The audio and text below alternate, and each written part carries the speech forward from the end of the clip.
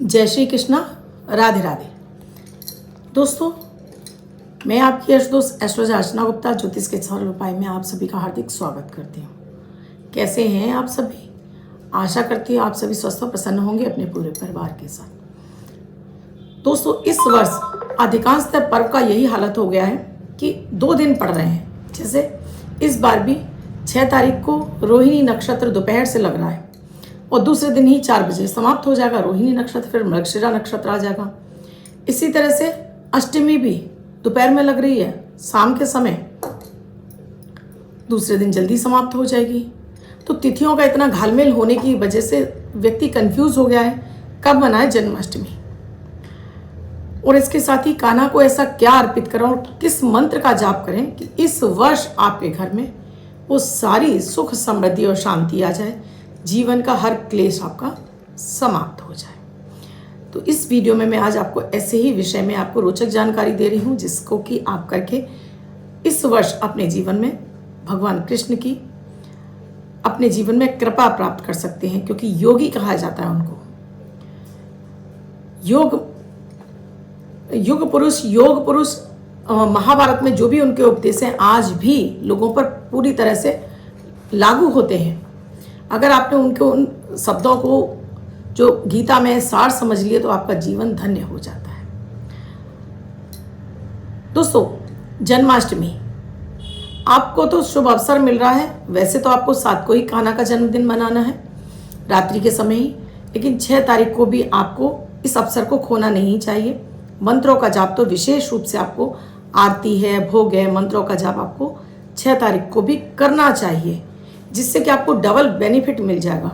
रोहिणी नक्षत्र का, रोहिणी चंद्रमा की उच्च राशि है, उच्च नक्षत्र है, और वृषभ राशि चंद्रमा की उच्च राशि है। इस समय वृषभ राशि और साथ में रोहिणी नक्षत्र, ये एक अद्भुत संयोग है। अपनी किसी भी इच्छा को आप पूरा करना चाहते हैं तो थोड़े से मंत्र के जाप मात्र से ही आपकी वो इच्छा पूरी हो जाती है। तो इस अवसर का भरपूर लाभ उठाइए। दोस्तों, कान्हा का जन्मदिन अष्टमी तिथि को हुआ था। इतने कष्टों में उनका पूरा जीवन पूरा संघर्ष में था। कभी भी उनको आपने ये नहीं देखा कि जिस जगह से उन्होंने एक बार छोड़ दिया वापस कभी नहीं आए। मथुरा छोड़ा, कभी वापस नहीं गए। फिर उन्होंने गोकुल छोड़ा, वापस नहीं गए। राधा को छोड़ दिया, राधा के पास भी वापस नहीं गए। तो ये कृष्ण का था, जो छोड़ दिया, जो बीत गई सो बात गई। उन्होंने कभी उसकी तरफ पलट कर नहीं देखा।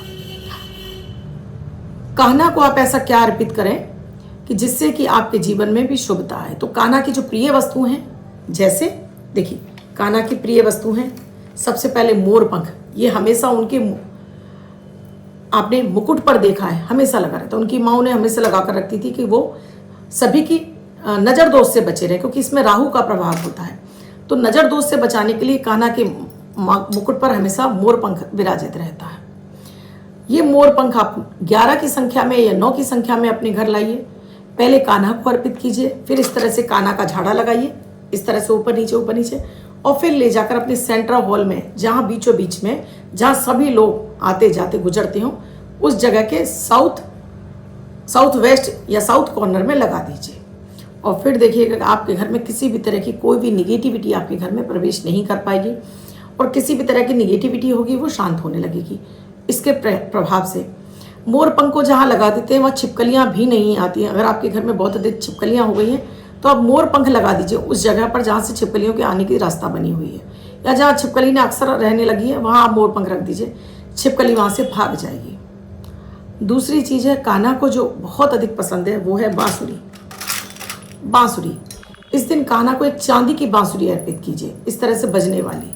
अगर आपकी पॉकेट बोलती है तो चांदी की ले आइए, नहीं तो आप मार्केट में मिलती हैं, लकड़ी की भी मिलती हैं और वैसी भी मिलती हैं। मैं कहूँगी कि लकड़ी की भी लाइए, और लकड़ी की बांसुरी को इसमें आप इस लकड़ी की बांसुरी को इस पर लाल कलावा बांधकर अपने बिस्तर में छुपा कर रखिए, इस कामना के साथ में कि कान्हा हमारा दाम्पत्य जीवन सुखी हो रहा है, हमारी चैन की बंसी बज रही है, और अपने बिस्तर में छुपा के रख दीजिए। तो देखिए कि आप दोनों के बीच में दिनों दिन प्यार बढ़ना शुरू हो जाएगा। तीसरी चीज़ जो कान्हा को बहुत पसंद है वो है, उसके लिए बाद में बात बताऊंगी, ये है बैजंती की माला। ये बहुत पसंद है, तो बैजंती की माला को हमेशा कान्हा को पहना कर रखिए, इस तरह से लपेट कर आप कान्हा को पहना कर रखिए हमेशा। अगर आप ये वैजंती की माला पर मंत्र का जाप भी कर सकते हैं, मंत्र का जाप करके भी आप कान्हा को पहना सकते हैं। विशेष मंत्र के तौर पर मैं बात करूं तो आप इस दिन अगर आपको नहीं कोई मंत्र आता है तो ओम नमो भगवते वासुदेवाय का भी जाप कर सकते हैं। आप ओम क्रिंग कृष्णाय नमः, ओम क्रिंग का के ऊपर र, क्रिंग कृष्णाय नमः, इस मंत्र का भी जाप कर सकते हैं आप अपने जीवन में।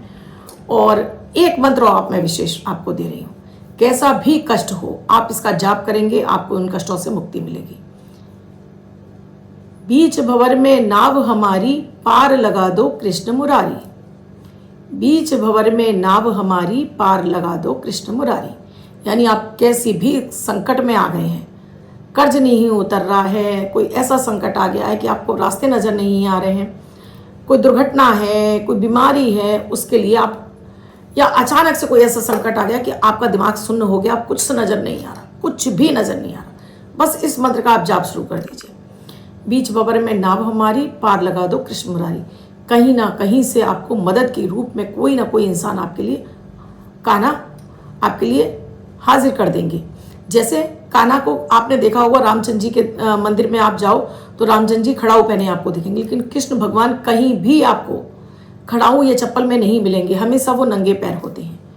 क्योंकि उन्होंने कहा है कि मैं इसलिए नंगे पैर हूँ कि अगर मेरे भक्त मुझे पुकारे तो मैं उनके लिए तुरंत दौड़ा चला जाऊँ, मेरे पास इतना भी टाइम ना हो कि मैं उनको चप्पलों को पहनूं। इसलिए तो इसलिए ये जो मैंने आपको मंत्र बताया, कहीं ना कहीं से आपको इंसानी मदद, कोई ना कोई व्यक्ति आपकी मदद के लिए जरूर आएगा, भगवान कृष्ण आपकी मदद जरूर करेंगे। इसके साथ ही कान्हा को पसंद है आपका गाय, एक छोटी सी गाय बछड़े के साथ में जरूर लाइए और कान्हा के पास ही स्थापित कर दिए। इसको उत्तर की तरफ इस तरह से करिए और इसका चेहरा कान्हा की तरफ कर दीजिए। छोटी सी चांदी की गाय मार्केट में इजीली मिल जाती है। अगर आप मार्बल की रखना चाहते हैं तो आप मार्बल की रख सकते हैं। अगर आपको संतान नहीं है, आपको संतान का सुख प्राप्त नहीं है, तब एक बछड़े के साथ में गाय सफ़ेद मार्बल की होनी चाहिए। इसे अपने ड्राइंग रूम में साउथ की तरफ रख दीजिए और फिर देखिए कि आपके जीवन में भी संतान का सुख प्राप्त हो जाएगा।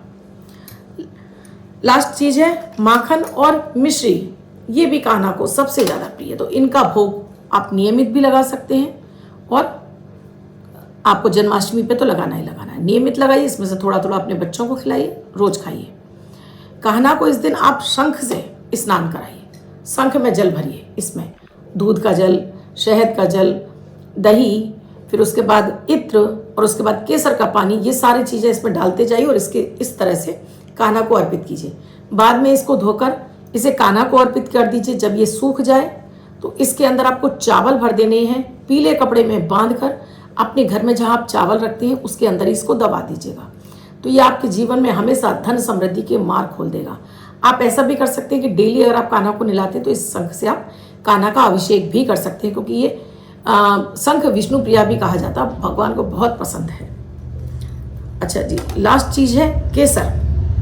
ये केसर जरूर अर्पित कीजिए कान्हा को। केसर का घोल थोड़ा सा बना लीजिएगा, पहले सूखी केसर रख दीजिए, थोड़ी सी घोल लीजिएगा। कान्हा को लगाने के बाद इसे अभिमंत्रित करके अपने पास रख लीजिए और डेली अपने कार्य पर जाते समय या वैसे भी आप इसका टीका लगाना, पहले कान्हा को लगाइए फिर अपने मस्तक पर लगाइए। आपके तेज में वृद्धि होगी, आपके आकर्षण में वृद्धि होगी, आपके राहु, केतु, बुध और गुरु ये ग्रह आपके प्रबल होने लगेंगे। लोगों के बीच में आपका जो ऑरा है वो मजबूत होने लगेगा, लोगों के बीच में आप अट्रैक्शन के कारण बनेंगे। इतनी चीज़ें आप जरूर कीजिए।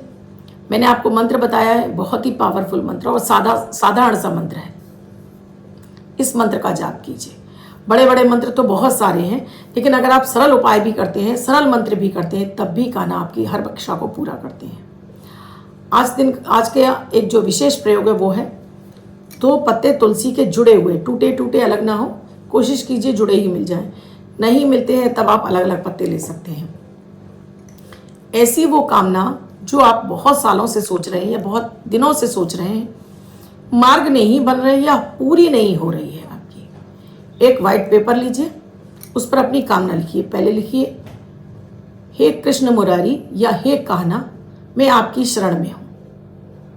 फिर अपनी मनोकामना लिखिए और फिर अपने हस्ताक्षर कीजिए, अपना नाम लिख दीजिए कि बस तेरा तुझको अर्पण क्या लागे मेरा। और इसमें 2 तुलसी के पत्ते रखिए, इसको फोल्ड करके बांध कर कलावी से कान्हा के आसन के नीचे रख दीजिए। तब तक मत हटाइए जब तक कि आपकी वो इच्छा पूरी ना हो। यकीन मानिए कि कुछ ही महीनों में वो इच्छा आपकी ज़रूर ही पूरी हो जाएगी, चाहे कितनी भी कठिन से कठिन आपकी इच्छा क्यों ना हो, क्योंकि जन्माष्टमी वाला दिन होता ही विशेष है। ग्रह नक्षत्रों का इतना अधिक प्रभाव रहता है कि आपके लिए वो सारी चीज़ें जल्दी आपके लिए प्रभावी हो जाती हैं। दोस्तों, अगर आपके मन में भी कोई सवाल है तो आप मुझे कमेंट सेक्शन में लिख सकते हैं, आपको कमेंट में ही जवाब मिल जाएगा। वीडियो अच्छा लगा हो तो लाइक ज़रूर कीजिएगा, कमेंट में जय माता दी, राधे राधे, हर हर महादेव लिखिएगा ज़रूर। और इसके साथ ही चैनल को आपने अब तक सब्सक्राइब नहीं किया है तो सब्सक्राइब कीजिए, घंटी के बटन को ऑल पर कर लीजिए, जिससे मेरे प्रतिदिन के दोनों वीडियोज़ आपको समय से मिले। 8 बजे लाइव आती हूँ अमृत की बूंद और जादुई अक्षर लेकर, वो भी कमाल के हैं, उन्हें भी आप देखना और सुनना शुरू कीजिए उन्हें। कुंडली का विश्लेषण कराना चाहते हैं तो स्क्रीन पर नंबर दिए हुए कॉल या मैसेज के जरिए जान सकते हैं। धन्यवाद। कान्हा की कृपा दृष्टि आप पर सदैव बरसती रहे।